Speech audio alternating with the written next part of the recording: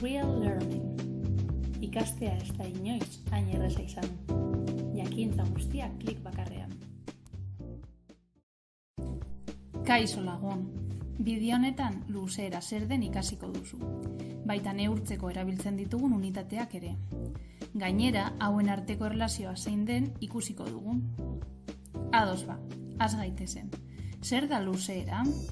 Bi punturen arteko distantzia da.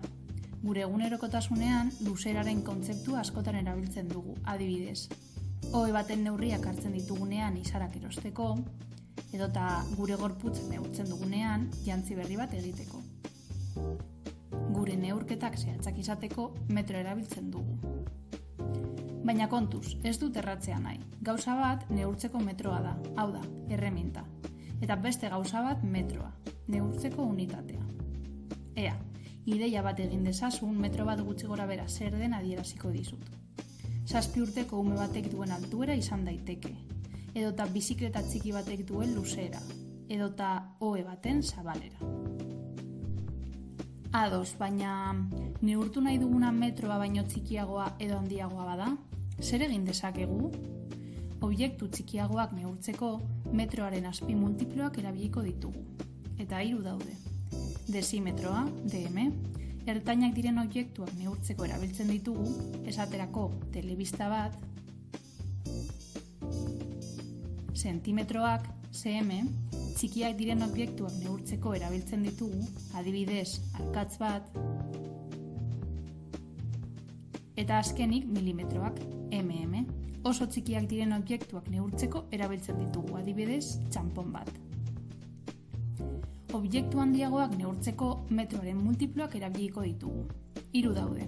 Dekametroa, DAM, distantzia luzeak neurtzeko erabiltzen ditugu, adibidez, kamioi baten luzera. Hektometroak, HM, oso luzeak diren distantziak neurtzeko erabiltzen ditugu, esaterako futbol zelai bat. Eta azkenik, kilometroak, KM, oso luzeak diren distantziak neurtzeko erabiltzen ditugu, esaterako biren arteko distantzia, Madril eta Bartzelona. Ea, orain, banan-banan ikusiko ditugu metroaren azpi multiplo eta multiploak, eta metroarekin duten erlazioa ikasiko dugu ere. Azpi multiploekin hasiko gara.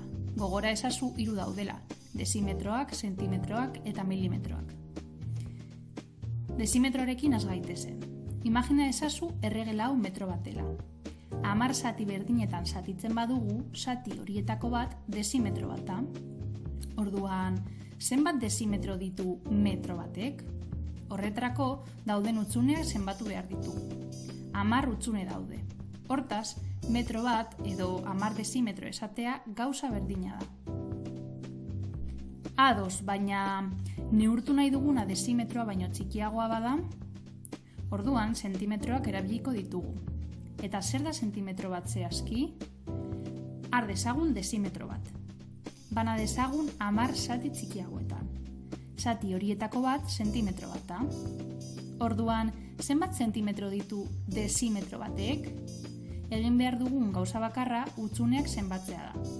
10 hutsune daudenez, desimetro bat edo 10 sentimetro esatea gauza bera da. Eta zenbat sentimetro izango ditu metro batek? Egin behar dugun gauza bakarra metroak dituen hutsune txiki guztiak zenbatzea da. Eta 100 hutsune daudenez, metro bat edo 100 sentimetro esatea gauza bera da. Ados, baina neurtu nahi duguna sentimetroa baino txikiagoa bada? Orduan, milimetroak erabiliko ditugu. Eta zer da milimetro bat zehazki? Har dezagun sentimetro bat. Bana dezagun 10 zati txikiagoetan. Zati horietako bat milimetro bat da. Orduan, zenbat milimetro ditu sentimetro batek? Egin behar dugun gauza bakarra hutsuneak zenbatzea da.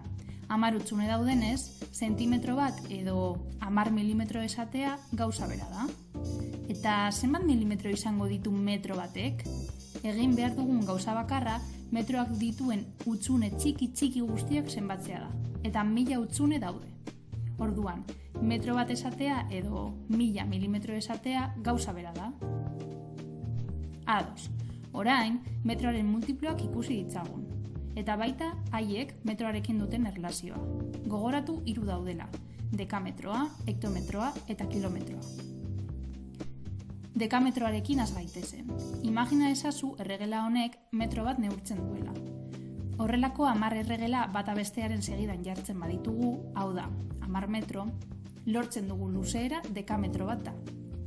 Hortaz, zenbat metro ditu dekametro batek, egin behar duguna erregelak zenbatzea da. Eta 10 daude, beraz, dekametro bat esatea edo 10 metro esatea gauza bera da. Ados, baina zer gertatzen da neurtu nahi duguna dekametroa baino luzeagoa bada? Orduan, hektometroa erabiliko dugu. Eta zer da hektometro bat? Imagina ezazu horrelako 100 erregela bata bestearen segidan jartzen ditugula. Hau da, 100 metro. Lortzen dugu luzeera hektometro bata. Hortaz, zenbat metro ditu hektometro batek? Egin behar duguna erregelak zenbatzea da. Eta 100 daude. Beraz, hektometro bat esatea edo 100 metro esatea gauza bera da. Ados, baina zer gertatzen da neurtu nahi duguna hektometroa baino luzeagoa bada? Orduan, kilometro erabiliko dugu. Eta zer da kilometro bat?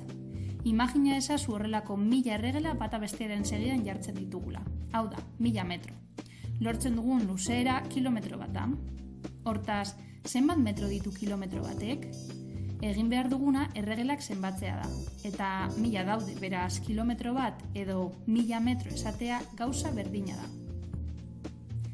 Onarte gaurko bideoa. Espero dut lagundu izana. Hurrengo bideoetan unitate batetik bestera nola igarotzen den azalduko dizuet.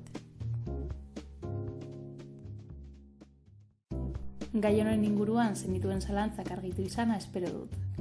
Parteka ezazu zure inguruko lagun, ikaskide edo gurasoekin, eta horrela haiek ere laguntza jaso dezakete. Bideoa baliagarria izan bazaizu, ezaztu zure botoa emateaz.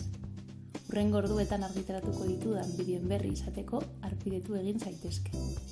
Gogoratu, jakintza guztia klik bakarrean.